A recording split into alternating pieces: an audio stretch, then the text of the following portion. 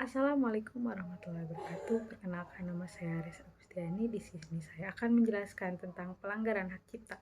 Pelanggaran hak cipta yaitu kejahatan yang melanggar hak atas kekayaan intelektual orang lain di internet. Misalnya meniru tampilan situs orang lain secara ilegal, menyiarkan informasi yang merupakan rahasia dasar orang lain.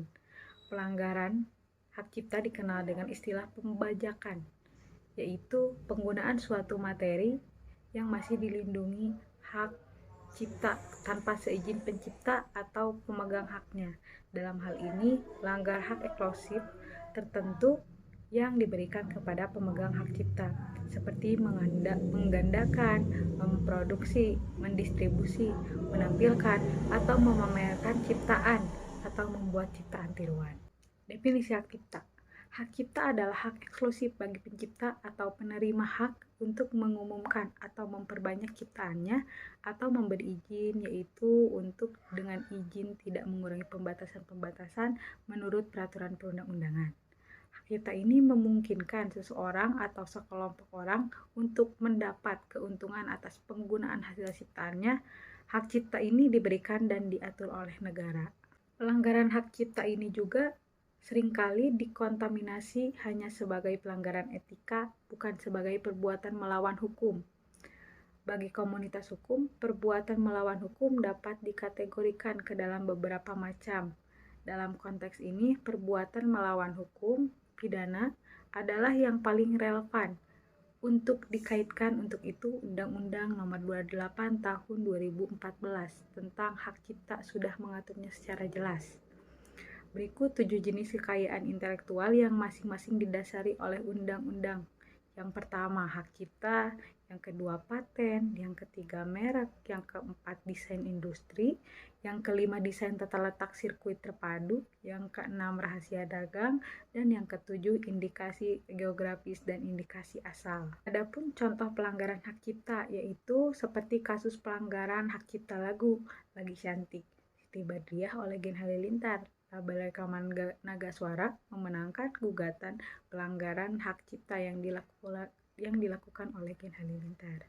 Berdasarkan putusan peninjauan kembali di Mahkamah Agung pada Desember 2021, Gen Halilintar diminta membayar ganti rugi sebesar 300 juta.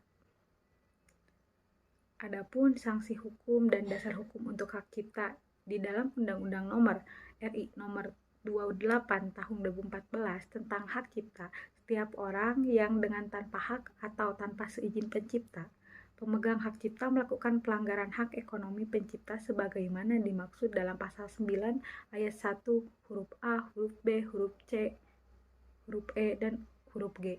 Untuk menggunakan secara komersil dipidana dengan pidana penjara paling lama 4 tahun dan atau pidana denda paling banyak 1 miliar rupiah. Dasar hukum hak cipta menurut Undang-Undang Nomor 19 Tahun 2002 tentang hak cipta menyatakan bahwa hak cipta adalah hak yang mengatur karya intelektual di bidang ilmu pengetahuan, seni dan sastra yang dituangkan dalam bentuk yang khas dan diberikan pada ide, prosedur, metode, atau konsep yang telah dituangkan dalam wujud tetap. Adapun analisis yang pertama, ciptaan yang dilindungi adalah ciptaan dalam hak-hak bagi pencipta lagu dan musik dalam Undang-Undang Nomor 28 Tahun 2014 terhadap suatu ciptaannya, yaitu hak moral dan hak ekonomi, di mana hak tersebut bersifat khusus atau istimewa, karena hanya dimiliki oleh pencipta dan pemegang hak cipta terhadap karya ciptaannya. Hak moral yang secara umum dilindungi suatu ciptaan dari perubahan yang dilakukan oleh orang lain, di mana hak ini hanya dimiliki oleh pencipta saja, sedangkan hak ekonomi adalah hak untuk mendapatkan manfaat ekonomi atas suatu karya, di mana hak ini dimiliki oleh pencipta dan pemegang hak cipta.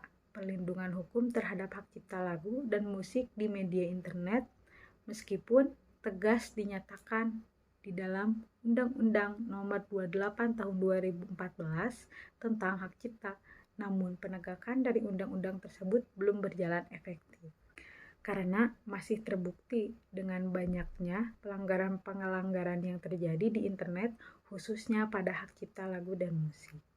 Sekian dari saya, mohon maaf bila ada banyak kata yang salah atau kurang.